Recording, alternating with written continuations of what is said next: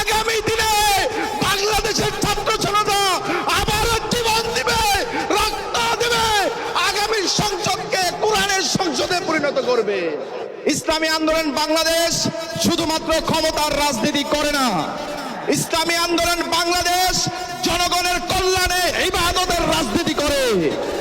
আমরা দেখেছি 24-এর গণ অভ্যুত্থান পরবর্তী সময়ে এদেশে যারা ক্ষমতার রাজনীতি করে তারা মানুষের ঘর বাড়ি দখল করেছে, অফিস আদালত দখল করেছে, টেন্ডারবাজি করেছে, দুর্নীতি করেছে।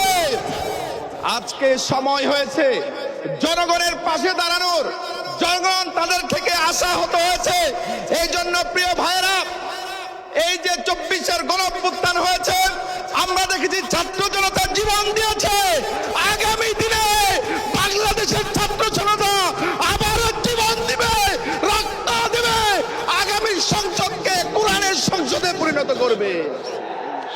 এই আহ্বান এবং প্রত্যাশা রেখে আপনাদের প্রতি সবিনয় আহ্বান জানাতে চাই, প্রিয় বন্ধুগণ, আগামীর বাংলাদেশকে সুন্দর এবং বৈষম্যমুক্ত হিসাবে গড়ে তুলতে মাঠে ময়দানে প্রস্তুতি নেন, নিজেদেরকে যোগ্য হিসাবে গড়ে তুলেন। এই আহ্বান জানিয়ে, এই প্রত্যাশা জানিয়ে আমি আমার সংক্ষিপ্ত বক্তব্য শেষ করছি। আল্লাহ হাফেজ।